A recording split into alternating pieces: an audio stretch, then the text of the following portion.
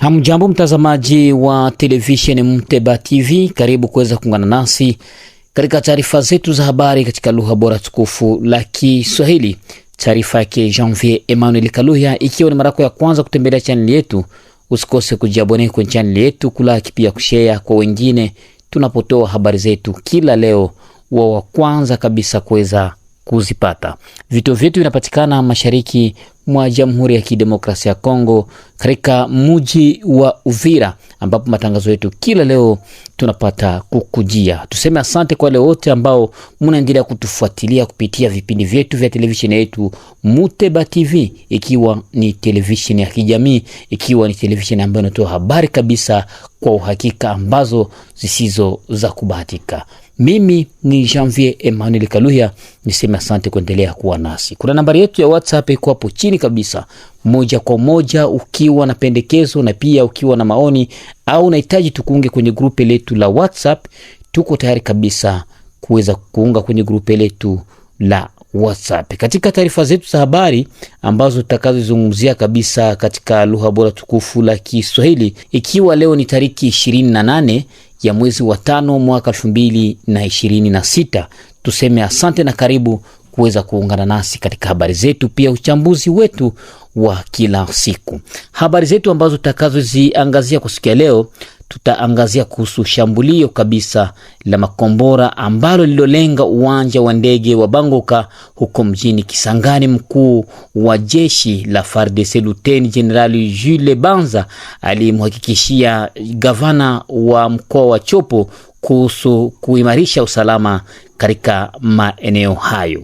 Na pia tutazungumzia kuhusu drone za jeshi la FARDC ambazo zinatumia ujumbe kwa Twirwaneho M23 Red Tabara Android kujisalimisha huko maeneo ya Minembwe, katika eneo la Minembwe ambapo mvutano wa kivita unaendelea kuripotiwa kila leo, na sio mara kwanza ndege hizo zisizokuwa na rubani zikitoa ujumbe kutaka waweze kujisalimisha. Na pia tutazungumzia kabisa kuhusu ziara mashariki mwa Jamhuri ya Kidemokrasia ya Kongo makamu waziri mkuu anayehusika na ulinzi wa taifa na wapiganaji wa zamani Mheshimiwa Gika Bombo Mwandavita, ambaye aliweza kabisa kupokelewa Uvira na baadaye apokelewa na mwenyeji wake huko maeneo ya Burundi. Tutakwenda kujua kile ambacho walichokizungumzia katika mkutano huo ambao uliweza kuwakilishwa na viongozi wa Jamhuri ya Kidemokrasia ya Kongo. Na huko maeneo ya Mweso kuna habari ambazo zimetoka yenye kusikitisha, ambapo kuna kijana mmoja aliyetaka kunyanyaswa na mwanajeshi wa M23, baadaye wao wawili waliweza kujikuta ndani ya maji na wakawa wamezama na wote kupoteza maisha. Haya na mengine tukaribishe kuweza kuungana nasi katika habari zetu za siku ya leo. Matumaini yangu kwamba uko mzima wa afya kabisa na unaendelea kutufuatilia kabisa kupitia channel yetu Muteba TV. Tuanze kabisa na habari hizi za Mheshimiwa Mwandavita ambaye amewasili mjini Uvira.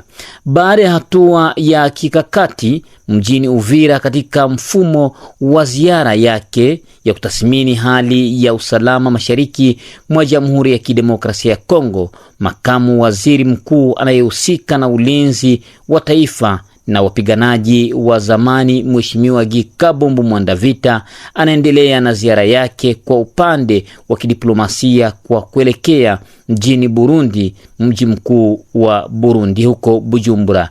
Akiwasili mchana wa Jumatatu, mkuu huyo wa ulinzi wa taifa wa Kongo alipokelewa Jumanne ya tariki 26 Mei mwaka 2026 na mwenzake wa Burundi Marcel Chantal Nijimbere katika hafla iliyopangwa kabisa katika heshima za kijeshi. Baada tu ya kuwasili Bujumbura, Mheshimiwa Gika Bombo Mwandavita pamoja na mwenyeji wake walifanya kwanza mazungumzo ya hafla yaliyolenga kabisa hasa usalama wa mipaka, changamoto nyingi za kiusalama katika ukanda huo pamoja na kuimarisha mfumo ya kushirikiana kwa kijeshi kati ya mataifa hayo mawili jirani, Burundi pamoja na Jamhuri ya Kidemokrasia ya Kongo.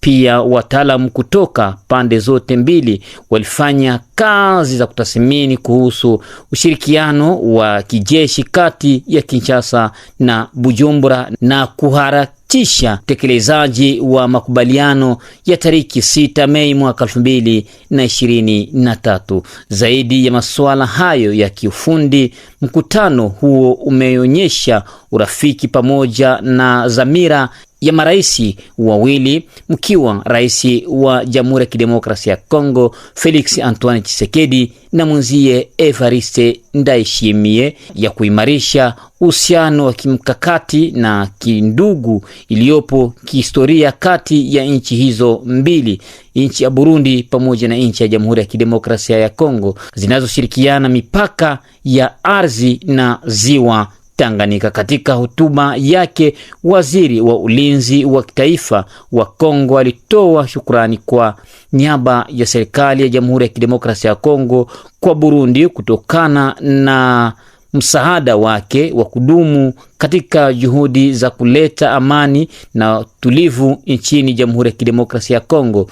Pia aliwapa heshima wanajeshi wa Burundi waliopoteza maisha vitani katika ardhi ya Kongo na kusisitiza utekelezwaji wa makubaliano ya kijeshi kati ya mataifa hayo mawili. Kwa upande wake, waziri wa ulinzi wa Burundi alizishukuru serikali mbili kwa kuamua kuimarisha ushirikiano wa kijeshi wa pande mbili kukabiliana na changamoto za kiusalama za mipakani zinazokabilia nchi hizo na kuendeleza uhusiano wa kihistoria uliopo kwa sasa. Mwisho wa mkutano huo wa pande mbili, viongozi hao walithibitisha ripoti ya kazi ya wataalamu iliyochapwa saa 48 ambapo ilisainiwa rasmi pamoja na taarifa ya pamoja ya mwisho. Sehemu muhimu ya siku hiyo iliyokuwa ziara ya makamu wa waziri mkuu anayehusika na ulinzi wa taifa, Mheshimiwa Kabombo Mwandavita, kwa wanajeshi wa Kongo waliojeruhiwa vitani na kulazwa hospitalini mjini Bujumbura kwa lengo la kuwafariji na kuwapatia msaada kwa niaba ya amiri jeshi mkuu na serikali kuu ya Kinshasa. Aiza alitembelea makao makuu ya CIRGL ambapo alikutana na wafanyakazi pamoja na katibu mtendaji wao Dr. Mubita Luambelwa na kujadili maandalizi ya mkutano ujao baada tu ya ule wa Kinshasa, iliyokuwa uchunguzi wa nchi itakayokuwa mwenyeji wa mkutano huo pamoja na mchango wa kifedha ambao utakaotolewa na nchi ya Jamhuri ya Kidemokrasia ya Kongo. Ikiwa tunaendelea na taarifa yetu ya habari katika lugha bora tukufu la Kiswahili, ikiwa ni mara ya kwanza kutembelea channel yetu, usikose kujiabone kwenye channel yetu, kulike pia kushare kwa wengine tunapotoa habari zetu kila leo, uwe wa kwanza kabisa kuweza kuzipata. Ikiwa tunaendelea na taarifa yetu ya habari katika lugha bora tukufu la Kiswahili, tutoke hapo nchini Burundi moja kwa moja tujielekeze huko Minembwe.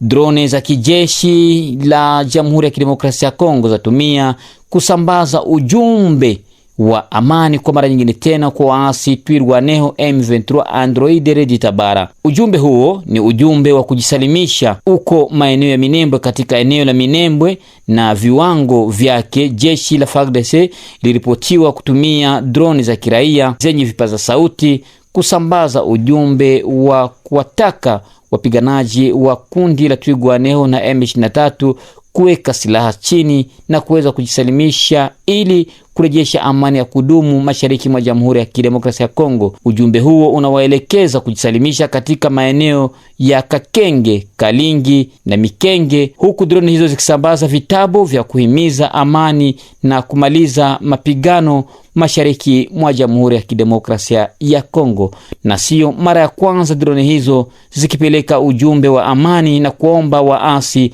kuweza kujisalimisha, jambo ambalo limebaki mswaki kwao na kuweza kupuuzia. Tukiwa tunaendelea na taarifa yetu ya habari katika lugha bora tukufu la Kiswahili, baada tu ya shambulizi la makombora iliyolenga uwanja wa ndege wa Bangoka mjini Kisangani, mkuu wa majeshi ya Jamhuri ya Kidemokrasia ya Kongo FARDC Luteni General Jile Banza alimhakikishia Jumanne gavana wa jimbo la Chopo kuhusu kuimarisha kwa hatua ya usalama na kuzunguka kwa miundombinu ambayo inasababisha ili kurejesha amani ya kudumu kabla ya mazungumzo yake na mamlaka ya mkoa. Kiongozi huyo wa kijeshi alitembelea eneo hilo kwa ajili ya kukagua angalau pamoja na ndege zilizolengwa katika jaribio iliyotokea Jumapili ya tarehe 24 Mei mwaka 2026. Luteni General Jile Banza pia alieleza kuwa uchunguzi unaendelea ili kubaini washirika na watoe ushirikiano kwa adui yule ambaye anaendelea kushambulia nchi ya Jamhuri ya Kidemokrasia ya Kongo. Licha ya vita ambavyo vinavyoendelea kudumu mashariki mwa Jamhuri ya Kidemokrasia ya Kongo, hali kwa sasa inaendelea kuwa ya mvutano kati ya wapiganaji wa wazalendo na waasi wa M23 pamoja na jeshi la taifa FARDC. Licha ya matumizi ya drone za kujitoa muhanga, silaha nzito na mizinga pamoja na msaada wa moja kwa moja kutoka Rwanda, FARDC na wazalendo wanaendelea kushikilia kwa nguvu nafasi zao zenye kuzunguka Rubaya. Adui anakumbana na upinzani mkali mbele tu ya udhibiti wa vikosi vya wanajeshi wa Jamhuri ya Kidemokrasia ya Kongo pamoja na VDP wazalendo waliojitolea kutetea kila sehemu ya Jamhuri ya Kidemokrasia ya Kongo, ambapo mpaka sasa maeneo ya Bukavu, habari tulizozipata zaeleza kuwa Bukavu na Goma wanajeshi wa M23 wengi wanaondoka kwa mstari wa mbele wakiacha vijiji kadhaa na kujielekeza huko maeneo ya Rubaya kwenda kuwaunga wenzao mkono kwa kuendelea kupambana ili kuangalia namna gani wanaweza wakaondosha jeshi la FARDC pamoja na wazalendo, ambao mpaka sasa hali inaendelea kuwa tete kwa wakaaji wa maeneo hayo. Ikiwa tunaendelea kabisa na taarifa yetu ya habari katika lugha bora tukufu la Kiswahili, kabla ya kurudi hapa katika mji na tarafa la Uvira, huko Mweso tukio la kusikitisha limetokea katika daraja la Kanyangohe. Mwanajeshi mmoja wa M23 alijaribu kumfyatulia risasi kijana mmoja. Kijana huyo aliweza kujitetea, jambo ambalo lilisababisha mapigano makali kati ya waasi hao wa M23 pamoja na raia. Wakati wa purukushani hiyo, wote wawili waliweza kuanguka ndani ya mto uliopo chini ya daraja, ambako kwa bahati mbaya wote wawili waliweza kupoteza maisha baada ya kuangukia ndani ya mto huo, na hali hii ambayo iliweza kupelekea hofu na raia wengi ambao kwa sasa thibitisha kuwa waliweza kuwekwa rumande na waasi wa M23 baada tu ya kuonekana kuwa tukio hilo lilikwenda kutukia na silaha yake pia iliweza kupelekwa kwa maji. Na turudi hapa mjini Uvira ambapo tupate nafasi ya kuzungumzia kuhusu wakaaji wa Uvira. Kila leo waendelea kulalama kuhusu hali ya wizi ambao unaendelea kuripotiwa majira ya usiku. Habari tulizozipata ambazo zinashuhudia kila leo huko maeneo ya Kilibula, raia waomba serikali kuingilia kati ili kuhakikisha kuwa wameboresha usalama na wanaoendesha wizi wakamatwe na wahukumiwe kulingana na sheria, hasa kwa wale wanaotumia wizi majira ya usiku. Hapa akitaja kuwa majira ya usiku watu wenye kumiliki silaha wanakuwa wanaibia watu simu zao pamoja na vitu kadhaa huko maeneo ya Kilibula, raia wakiomba serikali kuingilia kati ili kubaini wanaoendesha vitendo hivyo wakamatwe na wahukumiwe kulingana na sheria. Katika habari zetu tulizozipata zilieleza kuwa mtu mmoja mwenye kumiliki silaha alikamatwa baada ya wizi ambao ulioendeshwa pale maeneo ya Kilibula tariki 27 mwezi wa 5 mwaka 2026. Na pia habari tulizozipata zaeleza kuwa maeneo ya Mlongwe kwenye kata la Rombe na kata la Mlongwe pia kuna wizi wa simu ambao uliotokea baada ya risasi 4 kuweza kulia kwa kufuatilia walioendesha wizi huo mpaka sasa ambao hawakuweza kujulikana. Na ni hapa ndipo tunafika mwisho wa taarifa yetu ya habari katika lugha bora tukufu la Kiswahili. Taarifa yake Janvier Emmanuel Kaluhia. Ikiwa ni mara ya kwanza kutembelea channel yetu, usikose kujiabone kwenye channel yetu, kulaki pia kushare kwa wengine tunapotoa habari zetu kila leo, wewe wa kwanza kabisa kuweza kuzipata. Tuseme asante kwa kuendelea kutufuatilia na kuungana nasi kupitia habari zetu za kila leo. Nikutakie asubuhi njema na mchana mwema kwako sio kuwa na bughudha. Kwaherini.